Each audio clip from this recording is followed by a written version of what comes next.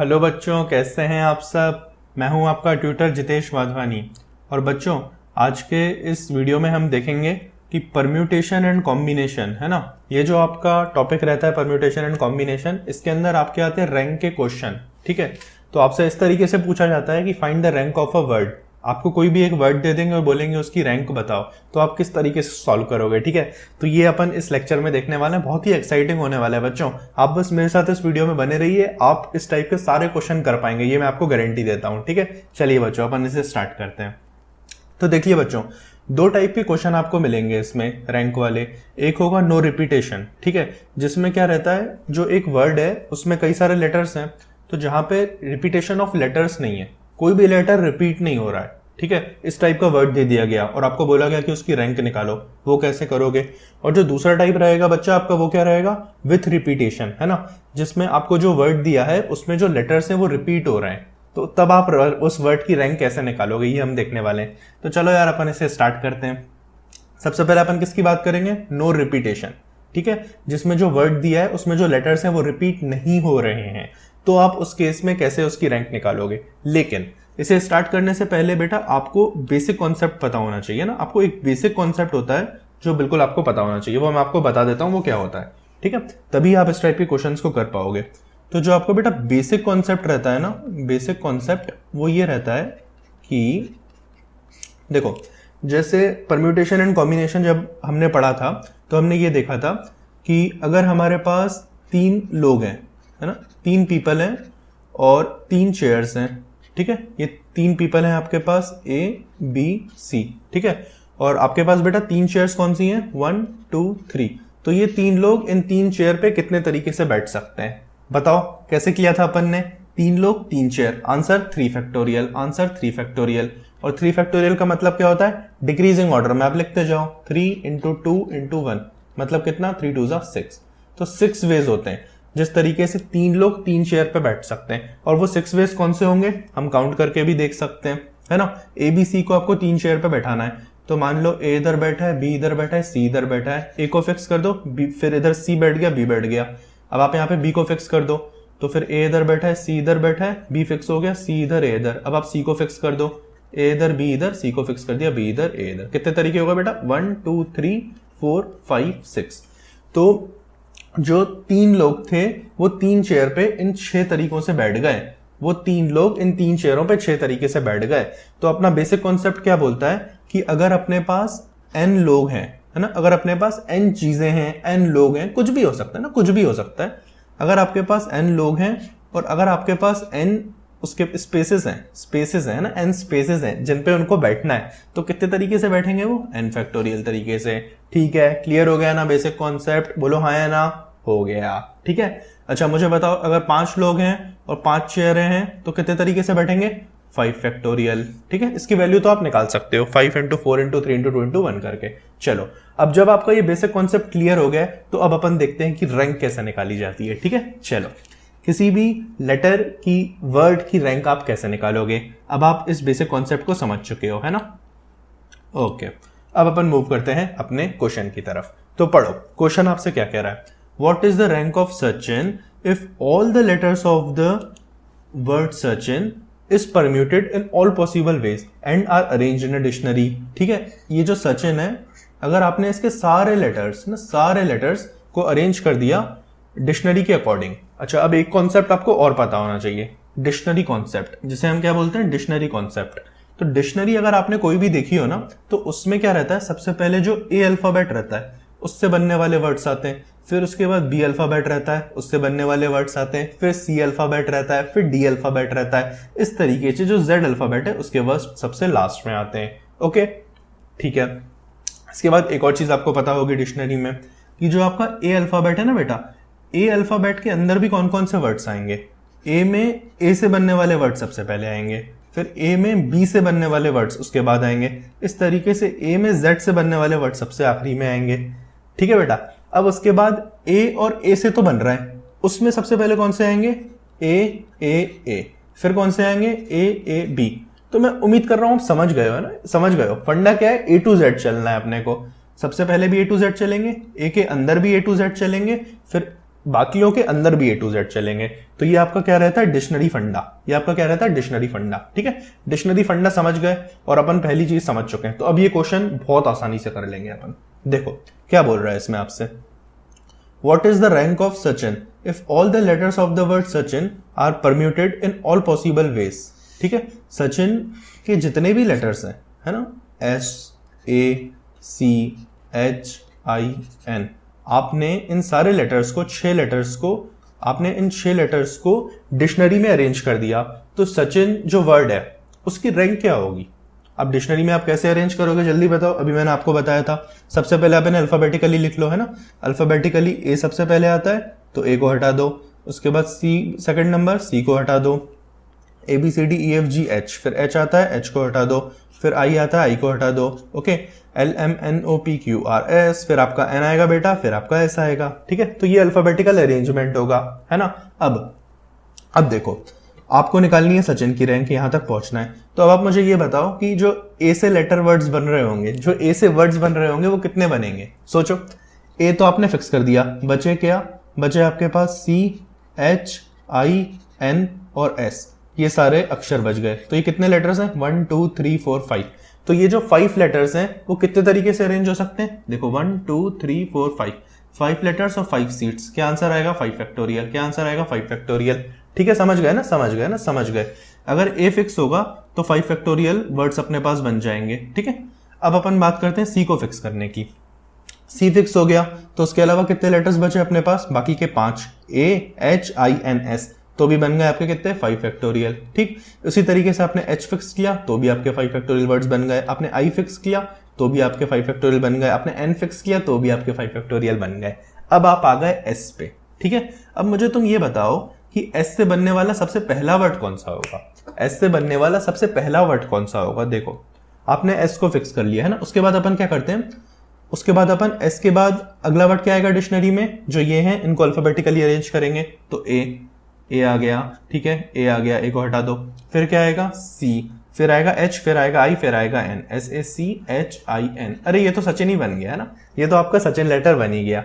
ठीक है, तो इसकी रैंक क्या हुई? देखो 5 फैक्टोरियल कितना होता है, जल्दी बताओ। 5 4 3 2 1। ठीक है, जल्दी बताओ, जल्दी बताओ। 4 3 12, 12 2 24, 24 5 120, 24 5 120। ओके ओके, अब ये हो गया 120, ये भी 120, ये भी 120, ये भी 120, ये भी 120। कितनी बार आ गया? 3 4 5 बार।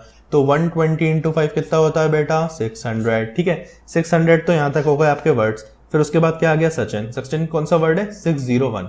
तो रैंक ऑफ सचिन क्या हो गई बेटा? 601। सचिन की रैंक कितनी है? 601। ठीक है, समझ आ गया। चलो इसको अपन हटाते हैं और अब अपन करेंगे अगला क्वेश्चन। इसी कॉन्सेप्ट पे बेस्ड होगा अगला क्वेश्चन। देखो क्या बोल रहा है आपसे, find the rank of Rahul, है ना। Find the rank of Rahul if all the letters of the word Rahul are permuted in all possible ways and are arranged in dictionary. ठीक है, अब आपने क्या किया, राहुल के सारे लेटर्स को डिक्शनरी में अरेंज कर दिया, है ना। और अब आपको उसकी वर्ड राहुल की रैंक बतानी है। तो ठीक है, कोई इशू नहीं है। सबसे पहले अल्फाबेटिकली वर्ड्स को लिख लो। तो ए सबसे पहले आएगा, ए को हटा दो। ठीक है, A B C D E F G H, H आएगा, J K L M N O P Q R S T U. ठीक, ये आपने अल्फाबेटिकली वर्ड्स को अरेंज कर दिया, है ना।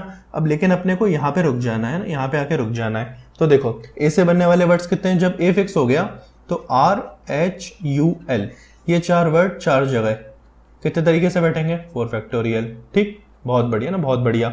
जब एच फिक्स हो गया तो ए एल आर यू, ये 4 वर्ड 4 जगह कितने तरीके से बैठेंगे? 4 फैक्टोरियल।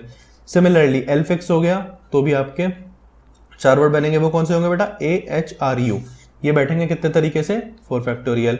अब आप आर पे आ जाओगे, है ना। अब आप जब आर पे आओगे तो इसको देखो तुम कैसे करोगे ना। जब तुम आर पे आओगे ना, देखो यहाँ पे मैं लिख लेता हूँ ना, यहाँ पे लिख लेता हूँ। देखो तुम्हारा हो गया R fix, R fix. R के बाद जो लेटर वर्ड बनेगा वो बनेगा ए से, ए से। ठीक है, ए से कौन सा बनेगा? H L U, H L U. ठीक है, बन गया।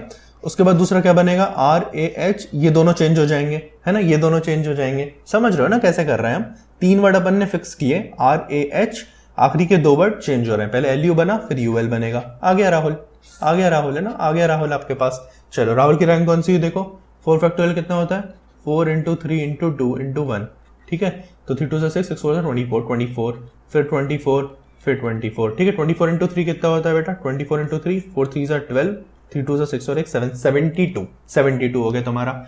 अब जो हमारा 72 आया है उसके बाद ये 71 और ये 73 और ये 74, तो जो राहुल की रैंक आ रही है हमारी वो कितनी आ रही है? 74।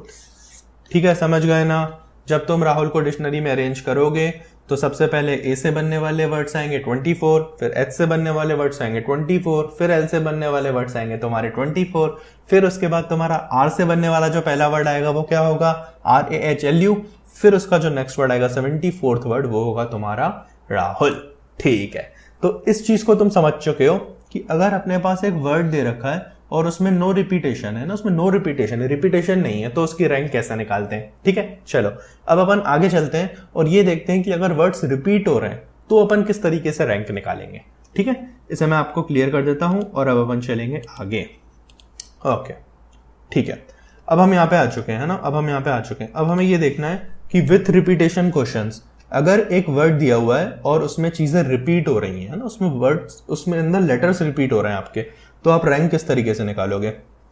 तो देखो, इसके लिए भी आपको एक बेसिक कॉन्सेप्ट पता होना चाहिए, है ना। इसके लिए भी आपको एक PNC का basic concept, permutation and combination का बेसिक कॉन्सेप्ट पता होना चाहिए, तभी आप इस टाइप के क्वेश्चंस को कर पाओगे। ठीक है, तो देखो वो कॉन्सेप्ट ये रहता है कि अगर हमारे पास कुछ चीजें हैं, जैसे मान लो ABC, अब ABC तो तीन लोग और 3 चेयर, इसका आंसर क्या होता है? 3 फैक्टोरियल। ठीक है, अब भी देखा था हमने कि 3 लोग और 3 चेयर 3 फैक्टोरियल तरीके से बैठ सकते हैं। 4 कर दो, 4 लोग 4 चेयर 4 फैक्टोरियल तरीके से बैठ सकते हैं। ठीक है, लेकिन अब हम ये देखने वाले हैं कि अगर सिमिलर टाइप के वर्ड्स हैं, मान लो ABCB, ठीक है, सिमिलर टाइप के वर्ड्स हैं और 4 सीट्स हैं, तो ये इन 4 सीटों पे कितने तरीके से बैठ पाएंगे? 4 लोग 4 चेयर्स, लेकिन 2 इसमें से सिमिलर है, B और B सिमिलर है ना, तो कुछ चीजें कम हो जाएंगी। तो इसका आंसर आपका ये रहता है कि 4 लोग हैं, पहले तो 4 फैक्टोरियल, ठीक है, डिवाइड कर दो। किससे डिवाइड करो? जितने सिमिलर टाइप के लोग हैं, तो B सिमिलर टाइप है, ये भी B है, ये भी B है, सिमिलर टाइप के 2 भी आ गए, तो तुम क्या करोगे? 2 फैक्टोरियल से डिवाइड मार दोगे। तो इसका आंसर देखना जरा कितना आ रहा है? 4 3 2 1 डिवाइड बाय 2, 4 3 ज़ा 12, तो 12 वर्ड्स बन जाएंगे। समझ रहे हो ना? 12 तरीके से ये लोग इस पे अरेंज हो जाएंगे। एक छोटा एग्जांपल लेके देखते हैं। मान लो 3 लेटर है तुम्हारे पास, ACA, ठीक है, और 3 चेयर है, कितने तरीके से बैठ सकते हैं? अभी मैंने बताया 3 factorial divide by 2 bar repeat हो रहा है, तो 2 फैक्टोरियल। तो आंसर कितना आ गया तुम्हारा? 3 इंटू 2 इंटू 1 डिवाइडेड बाय 2 मतलब 3। ठीक है, अब देखो 3 तरीके क्या है, ACA को अरेंज करने के 3 तरीके क्या हैं, है ना। देखो पहला तरीका होगा ACA, यही हो गया, ठीक है। दूसरा क्या हो सकता है? AAC, तीसरा क्या हो सकता है? CAA। बस इन 3 के अलावा कोई और चौथा तरीका है ही नहीं जिस तरीके से ये अरेंज हो पाए। ठीक है, तो मोटा मोटा कॉन्सेप्ट अपन ने क्या सीखा बेटा? अपन ने ये सीखा कि अगर 3 लेटर दे रखे हैं हमें और 3 जगहों पे उन्हें बैठना है, जितने भी लेटर है, जितनी भी जगहों पे बैठना है उतने से डिवाइड मारो और जितने टाइप के सिमिलर आ रहे हैं ना उतने फैक्टोरियल कर दो। ठीक है, ये हो गया हमारा कॉन्सेप्ट। अब अपन करेंगे क्वेश्चन। ठीक है, कॉन्सेप्ट समझ लिया आपने, अब हम करेंगे नेक्स्ट क्वेश्चन इसके ऊपर। देखो, what is the rank of Rajat if all the letters of the word Rajat is permuted in all possible ways and are arranged in dictionary। ठीक है, इसमें आपसे क्या बोल रहा है कि जो रजत है इसकी रैंक क्या होगी? अगर आप इसके सारे के सारे लेटर्स को अरेंज कर दो डिक्शनरी में तो इसकी रैंक क्या हो रही होगी? ठीक है, तो देखो रजत में तुम एक चीज तो आपको दिख गई होगी कि ए 2 बार आ रहा है ना, ए जो है वो 2 बार आ रहा है। इसका मतलब ये वाला अपना कौन सा क्वेश्चन है? विथ रिपीटेशन वाला। तो विथ रिपीटेशन के लिए बस एक ही कॉन्सेप्ट चाहिए होता है जो अभी हमने सीख लिया। अब हम ये क्वेश्चन बहुत आसानी से बना लेंगे। ठीक है, देखो हम सबसे पहले क्या करेंगे? अल्फाबेटिकली अरेंज कर देंगे।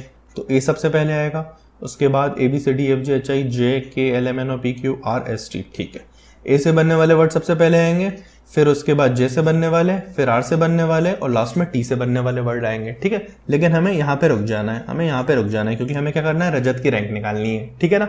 ओके, देखो अब हम क्या करते हैं? ए से बनने वाले वर्ड्स देखते हैं कितने होंगे।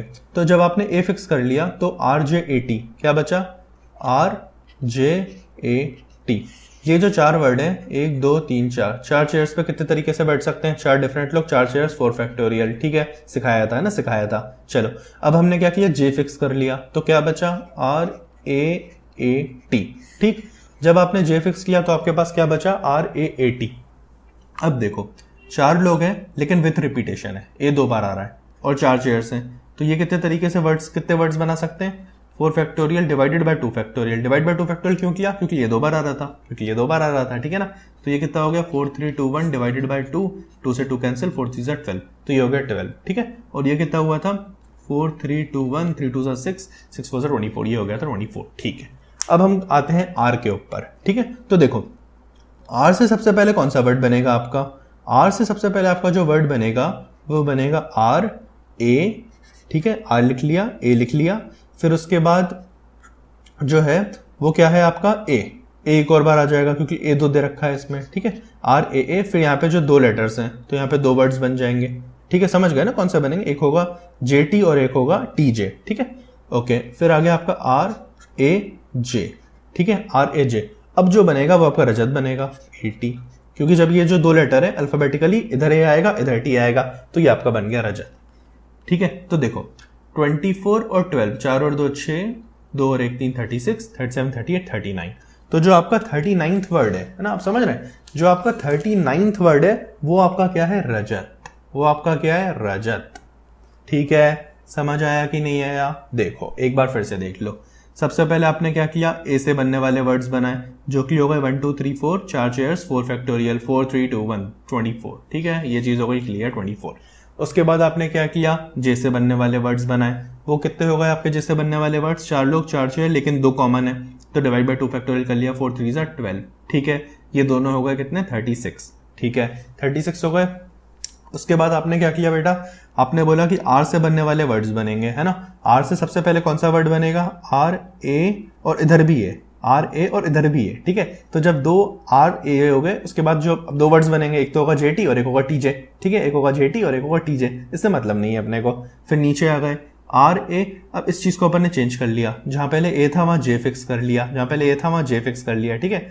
Are A J, R fix हो चुका है, ए फिक्स हो चुका है, जे फिक्स हो चुका है, 2 वर्ड्स बचे ए और टी। सबसे पहला कौन सा आएगा? ए टी, सिंपल, बन गया Rajat, R A J T, R A J T. अब आपने इनको टोटल कर लिया तो आपका कितना हो गया? 4 और 2 6, 36, 37 30 39 39। तो जो रजत की रैंक आ रही है वो आपकी आ रही है 39, ठीक है।